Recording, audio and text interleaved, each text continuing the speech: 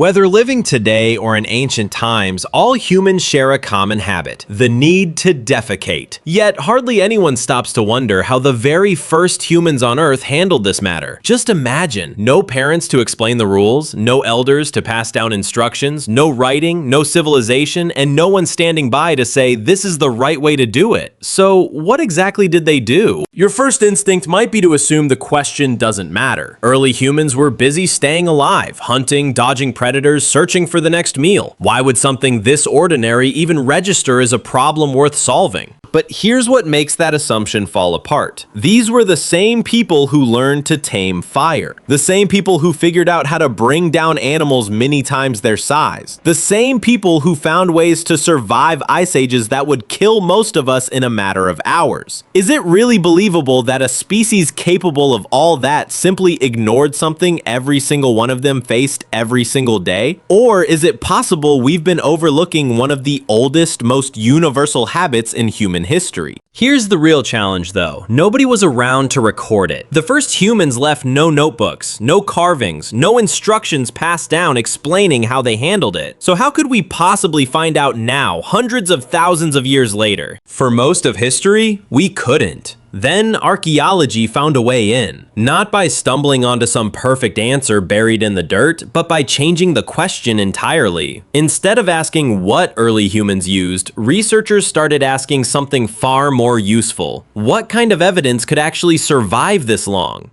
That shift changed everything. Because history doesn't always speak in words. Sometimes it speaks in fragments. Tiny, overlooked traces buried underground, waiting thousands of years for someone to finally notice them. And when researchers found one of those traces, it didn't hand them the answer. It handed them a bigger question.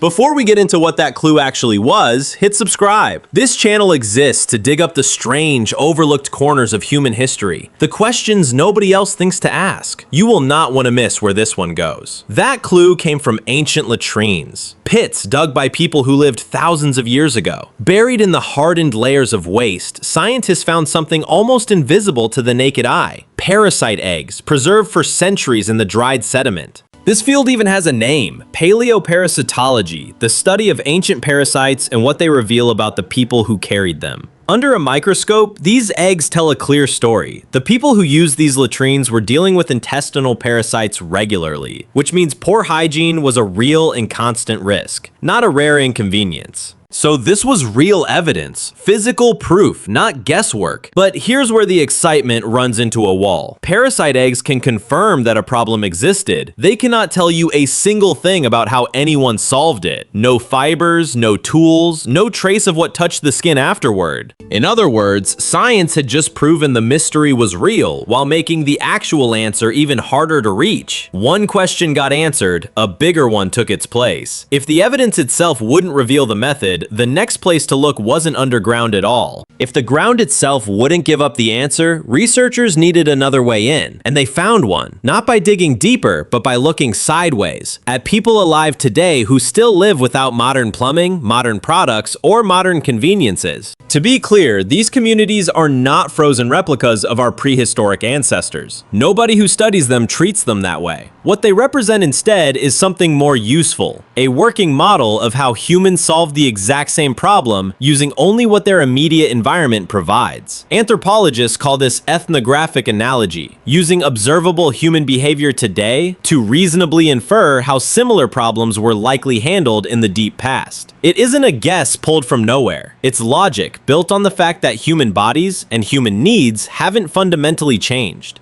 And once you start looking at it this way, something becomes obvious fast. There was never going to be one universal method. There was only ever going to be whatever the land made available. Picture a group living along a warm, slow-moving river thousands of years ago. Water is everywhere, constant, accessible, self-renewing. For them, the answer was right at their feet. Simple, effective, requiring no tools at all. Now picture a completely different group, living far to the north, in a landscape locked in ice for most of the year. That river solution doesn't exist here. Water is frozen solid for months at a time. So what do you use instead? Snow. Cold, clean, and endlessly available in a frozen landscape. Or in areas without heavy snowfall, smooth stones, shaped naturally by wind and weather, offered another practical option. In forested regions, broad leaves served the same purpose, an accessible material that required nothing more than reaching out and grabbing it. None of these groups sat down and invented hygiene from scratch. They simply looked at what surrounded them and adapted it to solve an immediate physical need. And this is really the deeper point hiding underneath all of it. Survival was never only about being the strongest or the fastest. It was about paying close attention to your surroundings and figuring out how to use them. The humans who noticed what their environment offered and adjusted accordingly were the ones whose habits stuck, whose solutions got repeated, and whose behavior eventually became second nature.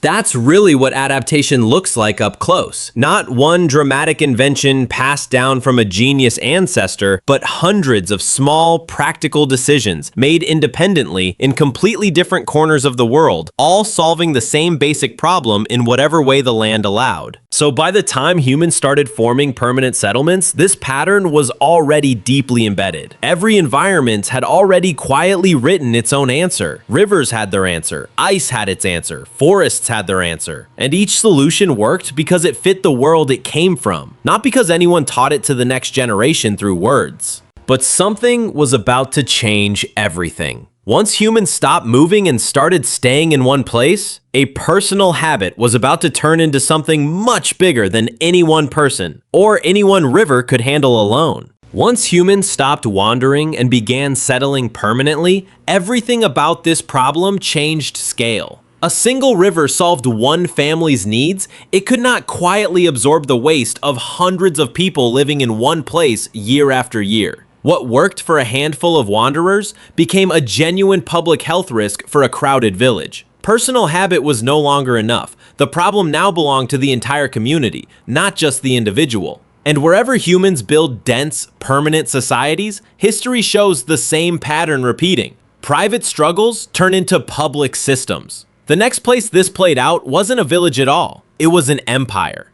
Rome took this problem and engineered an actual solution. Roman public latrines were built with running water flowing beneath stone benches, constantly carrying waste away instead of letting it sit and accumulate. This alone was a massive leap. Hygiene had gone from a private decision to a piece of civil infrastructure, planned, built, and maintained on purpose. But Rome's cleaning method is where things get uncomfortable. Instead of individual tools, Romans commonly used a device called a tersorium, a sea sponge fixed to the end of a stick soaked in water or vinegar. Here's the part that tends to catch people off guard. In many public latrines, that sponge wasn't personal. It was shared, used, rinsed, and used again by the next person, and the person after that. Yes, the same sponge passed along to total strangers. It sounds almost impossible to believe today, yet the archaeological and historical record supports it. What matters most here isn't the discomfort of that image. It's what it represents. Rome didn't just tolerate this problem. They organized around it at a societal scale, centuries before anyone had a scientific concept of germs at all. Rome wasn't the only civilization leaving evidence behind.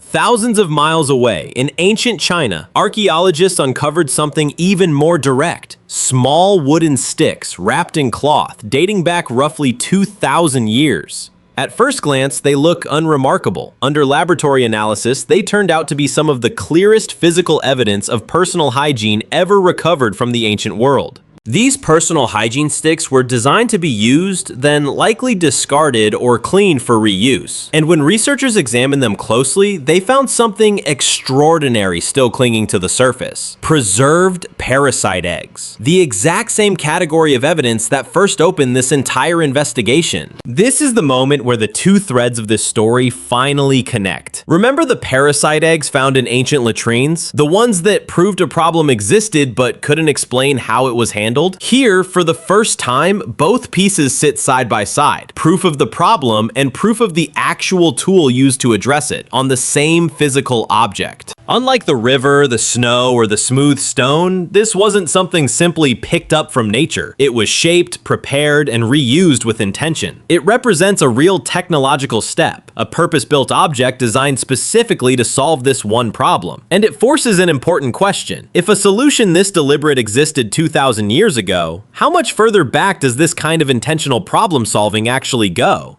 There's a common assumption worth stopping on here. Many people quietly believe toilet paper is what finally made humans clean, as if hygiene barely existed before it. The evidence tells a very different story. Toilet paper, in the form we recognize today, is a remarkably recent invention, dating back only a few hundred years, and it didn't reach widespread everyday use until the last century or so. Compare that to everything covered so far: latrines with running water, shared cleaning tools, wooden implements carrying 2,000-year-old parasite eggs. Humanity had already been solving this problem in dozens of different ways for a span of time that makes toilet paper look almost brand new by comparison. So toilet paper didn't invent hygiene. It was simply one more solution, arriving very late in one particular corner of the world. And that distinction matters more than it seems, because it exposes a much bigger misconception. Even today, toilet paper is far from universal. In large parts of the world, water remains the primary method, delivered through handheld bidets, bidet attachments, or simple containers of water kept for exactly this purpose. Billions of people right now rely on essentially the same solution that group living beside that warm river was using thousands of years ago. That's the real insight hiding here. It was never one invention that fixed this problem for humanity. It was environment, culture, and available resources, all shaping different answers, none of them more advanced than the others in any absolute sense, just suited to different circumstances. If you've made it this far, you're clearly the kind of person who finds these overlooked corners of history as fascinating as we do. Subscribe, because we're just getting started on the strange, everyday questions that history usually forgets to ask. We're not really talking about toilet habits anymore. We're talking about something much bigger, hiding underneath a subject nobody expected to reveal it. This was never really a story about waste. It's a story about what happens when a species refuses to leave a problem unsolved. Think about what actually happened here. No one sat the first humans down and explained any of this. There was no manual, no teacher, no single moment of discovery passed down in words. And yet, somehow, every environment on Earth ended up with its own working answer. That's not an accident. That's countless generations quietly noticing what worked, repeating it, adjusting it, and passing it forward without ever writing a single instruction down. Knowledge moved not through language, but through habit, through watching, through doing. So go back to that question we started with. Did the very first humans simply walk away from this problem? Almost certainly not. They faced it the same way they faced fire, predators, and ice ages, by paying attention to what surrounded them and building a solution out of it.